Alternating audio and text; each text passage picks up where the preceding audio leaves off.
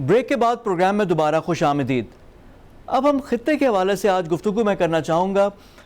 India का जो role है पाकिस्तान के साथ तो एक हिस्ट्री है हमारी मौजूद है। अब चाइना के साथ एक बॉर्डर स्किमिशेस हो रही हैं, वो भी एक प्रॉब्लम एक है। साथ ही साथ नेपाल और इंडिया के माबेन भी सड़क की तामीर पे और जो नक्शा है, जो टेरिटरीज़ है नेपाल और इंडिया की जो डेफिनेशंस हैं, वहाँ पे भी फ़र्क आया है। बांग्लादेश में आप देख लें कि बांग्लादेश में भी जब से 370 इन्होंने रिवोक किया है, वहाँ पे जो 1 करोड़ के करीब जो बंगाली मुस्लिम्स हैं उनके स्टेटस के हवाले से भी सवाल आ गया है। तो ये सारी चीज़ें जो खित्ते को डिस्टेबलाइज़ कर रही हैं, इस पर गुफ्तगू करेंगे। आज हम चाहेंगे कि थोड़ा सा नेपाल का पर्सपेक्टिव भी लें। तो हमें ज्वाइन करेंगे आज डॉक्टर कृष्णा उपाध्याय।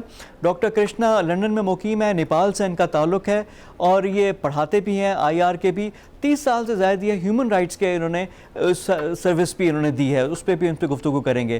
तो डॉक्टर कृष्णा हमें ज्वाइन कर रहे हैं, उनसे गुफ्तगू करते हैं। Doctor Krishna, welcome to the show. Thank you जी।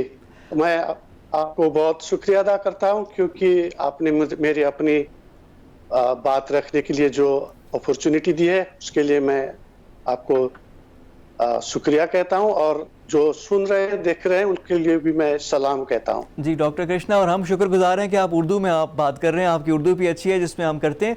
सबसे पहले जो नेपाल और इंडिया का जो इशू बना है सर, ये इसके ज़रा पर्सपेक्टिव करें और नेपाल ने इतना फर्म स्टैंड कैसे ले लिया।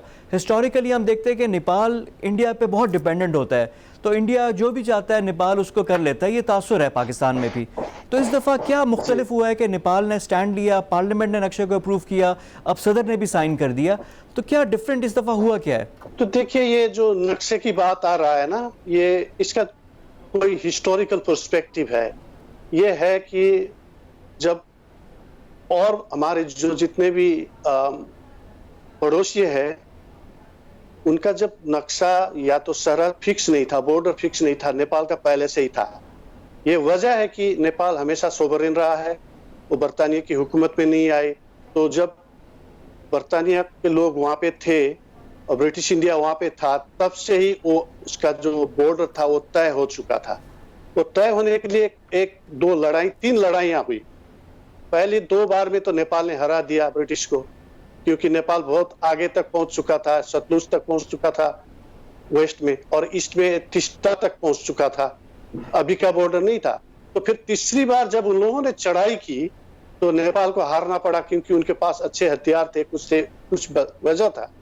तो फिर क्या हुआ, उसके बाद 1814 में एक ट्रीटी हुआ जिसको सुगौली ट्रीटी कहते हैं। और सुगौली ट्रीटी ने यह कहा कि जो वेस्ट में काली दरिया है, नदी है एक बड़ा सा, काली के ईस्ट में, और ईस्ट का जो बंगाल से लगा हुआ एक मेची नदी है, उसके ईस्ट का वेस्ट का जो जमीन है वो नेपाल का है।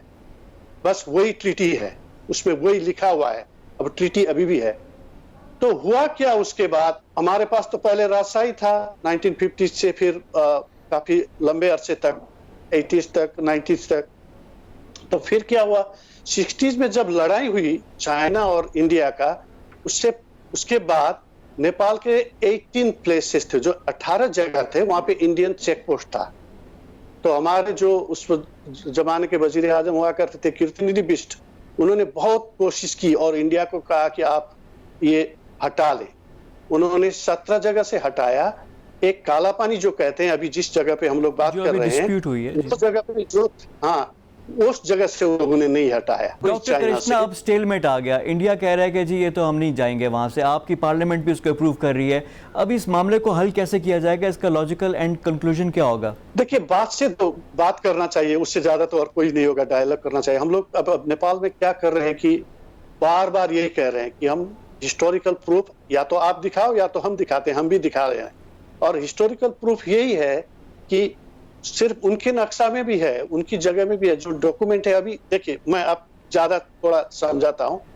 अभी प्रॉब्लम क्या है, वो कहते हैं हाँ ठीक है, काली से इधर वाला को नेपाली कहते थे, हम भी मानते हैं। लेकिन प्रॉब्लम कहाँ हो गया, वो जिसको काली बताते हैं वो काली ओरिजिनल नहीं है। नेपाल का कहना ये है, ओरिजिनल जो काली है वो लिम्पिया धुरा से निकलती है, जिसके इधर का भाग अभी इंडिया अपने को बता रहा है। नया नक्शा कश्मीर का मसला आया था, कश्मीर के लिए उन्होंने जो अलग स्टेट बनाया, तब उन्होंने जो नया नक्शा बनाया नवंबर में 19 में, उसके बाद जो अभी का इलाका है उसको भी इंडिया में दिखा दिया। उसके बाद नेपाल ने प्रोटेस्ट किया। और इसलिए ये निकाला। अब नेपाल चाहता है कि वो से हल करे, प्रूफ के आधार पे बैठे। डॉक्टर कृष्णा, ये अभी की बात नहीं है। देखिए, अभी तो ये हो गया, 2-3 साल पहले जब पेट्रोल का क्राइसिस हुआ तब भी थोड़ी सी अनईजीनेस आना शुरू हो गई है। इंडिया कहता है कि जी नेपाल जा रहा है चाइना के कैंप में, चाइना की बैकिंग है उसको, और अब ये दोनों जो पावर्स हैं चाइना और इंडिया, उनके बीच में नेपाल सैंडविच हुआ हुआ है। तो नेपाल के लिए भी बड़े इंपॉर्टेंट सवाल आते हैं, अपने मुस्तकबिल के हवाले से भी जिनको जवाब देना होगा। तो नेपाल में क्या सोच परवान चढ़ रही है, अभी वहाँ पर लोग कैसे सोच रहे हैं? देखिए, नेपाल की फॉरेन पॉलिसी में एक चीज हमेशा रहा है, हम लोगों ने कहा कि हम लोग दोनों के बीच इक्वल डिस्टेंस मेंटेन करेंगे, बराबरी की दूरी बनाए रखेंगे। हाँ, पॉलिटिकली हम ये करते हैं। अब इंडिया के साइड है जो खुला है ना, तो पॉलिटिकली हम इक्वल डिस्टेंस बनाए रखते हैं। अब इंडिया और चाइना के बीच हम पड़े हुए हैं, तो हमारे एक कंपल्सन है कि हम उनको मेंटेन करें और अपने को बड़े इंडिपेंडेंट रखें। और इंडिया चाहता है, क्योंकि हम लोग उनके साथ बड़े डिपेंडेंट थे, व्यापार उधर से चलता था, सामान उधर से आता है, इसलिए वो चाहते थे कि हम उनके पास पॉलिटिकली भी ज्यादा डिपेंडेंट रहे। नहीं, हम कहते हैं कि हम लोग इक्वल डिस्टेंस मेंटेन करते हैं, बराबरी की दूरी बनाए रखते हैं, हम किसी के अंदरूनी मामले में दखल अंदाजी नहीं करेंगे और आप भी हमारे यहाँ ना करें, बस यही बात है। अब इंडिया की जो है, आपको अच्छी तरह से पता है, इंडिया भी तो एक इंडिया नहीं, वहाँ पे डिफरेंट ओपिनियंस है ना। तो वो लोग चाहते हैं, अब नेपाल के लोग क्या कर रहे हैं कि हम पता है हम फैक्ट्स में जाएंगे, लड़ते रहेंगे, बोलते रहेंगे, बात करते रहेंगे, इसलिए भी रहे नेपाली। बहुत सारे ऐसे बॉर्डर पॉइंट्स थे जहाँ पे हमारी डिस्प्यूट थी, तो उसको हम लोगों ने सॉल्व किया बात करके।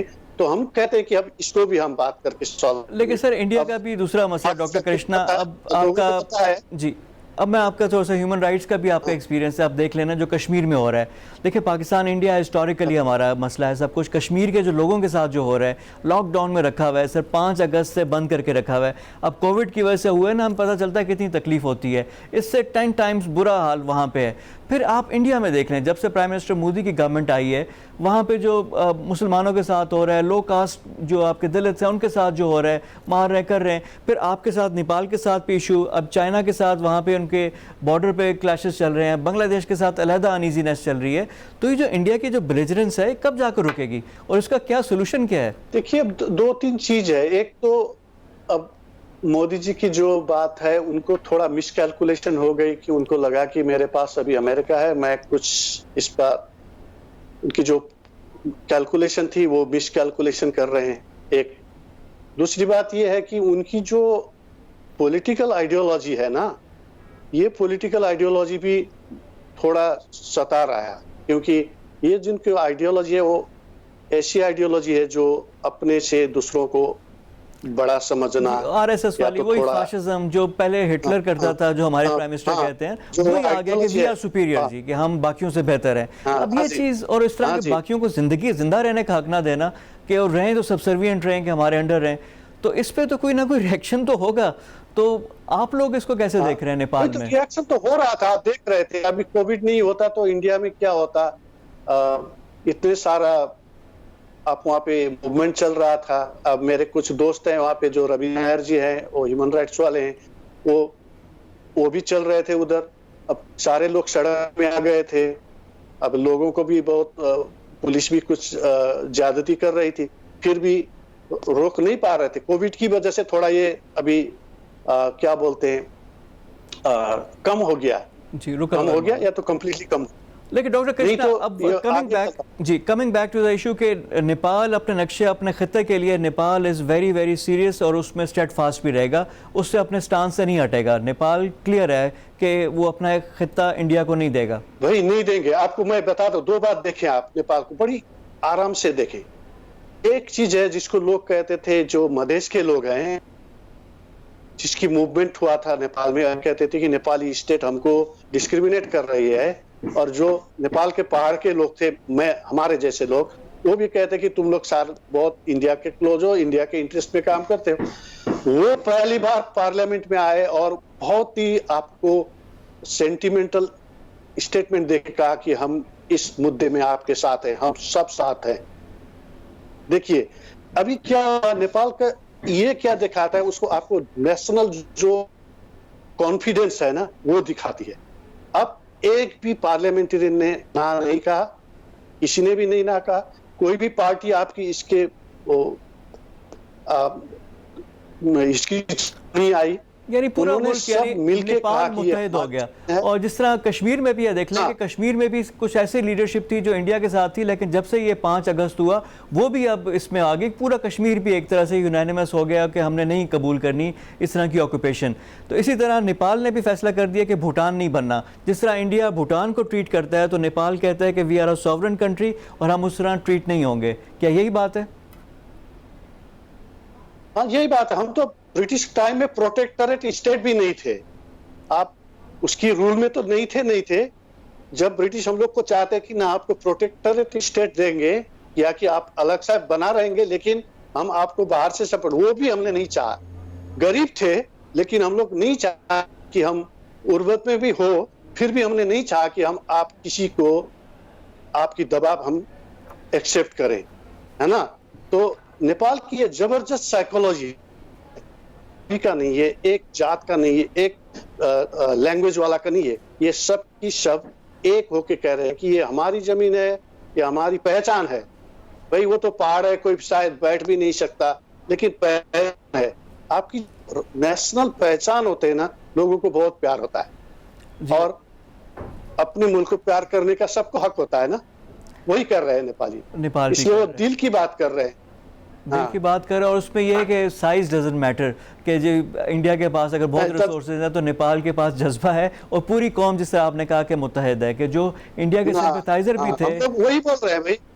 हाँ, और आपकी सोवरेनिटी की जो वोट होती है, यूएन में जाए तो सोवरेनिटी बराबर होता है, वो आपकी साइज डिसाइड नहीं कर। तो हम लोग आपसे बराबरी के हिसाब से बात करके इसको सुलझाना चाहते हैं।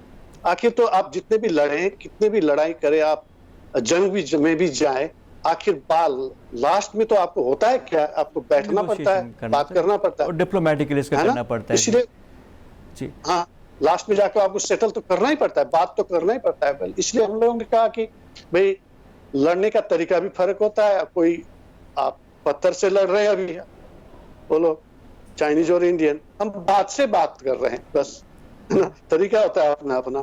तो अभी ये बात है, आपने मेरे क्या होने वाला है इसके बारे में आप पूछ रहे हैं ना, ये मुझे थोड़ा प्रॉब्लम दिखाई दे रहा है। अभी नक्शा आने के कुछ दिन बाद आप इंडिया के कुछ लीडरों की टोन आपको बहुत रिकॉन्सिलेटरी लग रहा था। बहुत सारे ऐसे इंटरव्यू आए इंडियन मीडिया में जिन्होंने कहा कि हाँ भाई, ये जो कह रहे हैं डॉक्यूमेंट में तो है, आप कैसे सुलझाएं, कैसे एक करके एक्सचेंज कर सकते हैं, आप कैसे जा सकते हैं, उन्होंने बहुत बात की। लेकिन अभी जो चाइना के साथ हो रहा था, अभी इनके प्रॉब्लम आ गया, इसके बाद अभी मीडिया ये कहने लगा भाई नेपाल भी आंख दिखाने लगा है। हाँ, तो अब फिर भी नेपाली लोग कहते भाई हम लोग आंख नहीं दिखा रहे, हम अपने जमीन को देख रहे हैं, आपके आंख हमारे जमीन पे है तो देख के, नहीं तो नहीं लगता। बात ये है ना, आंख नहीं मिला है। तो उन लोगों की अभी थोड़ी सी जो बात आ रही है, क्योंकि चाइना के साथ जो अभी प्रॉब्लम बढ़ रहा है, उसकी वजह से थोड़ा नेपाल के साथ भी अभी जो हम लोग बात ओपन करने की बात सोच रहे हैं, वो थोड़ा रुक रही है। क्योंकि देखें, चाइना से अगर उनको मार पड़ रही है तो उन्होंने नेपाल कमजोर नजर आ रहा है, तो चाइना के साथ तो कुछ नहीं कर सकते, तो सारा गुस्सा अपना नेपाल पे। और यहाँ पे पाकिस्तानी प्राइम मिनिस्टर भी कहते हैं कि फॉल्स फ्लैग ऑपरेशन के पाकिस्तान के खिलाफ भी फ्रंट करके अपनी डोमेस्टिक ऑडियंस को ये कर सकते हैं।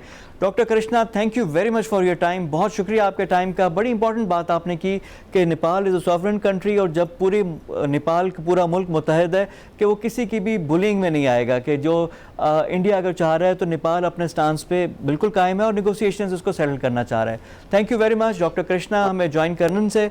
नेपाल और इंडिया के माबैन जो काला पानी का जो एरिया था, जो मैप में जो डिफाइन था, नक्शे का एक इशू था, उस पर हमारी गुफ्तगू हुई। अब प्रोग्राम में शामिल करेंगे इंडिया और चाइना वाली गुफ्तगू, कि इंडिया और चाइना में जो दोनों के बॉर्डर स्कर्मिशेस हैं, क्या जंग का खतरा है, उस पर गुफ्तगू करेंगे। लेफ्टिनेंट जनरल अशरफ सलीम हमें ज्वाइन करेंगे, उनसे हम गुफ्तगू करेंगे।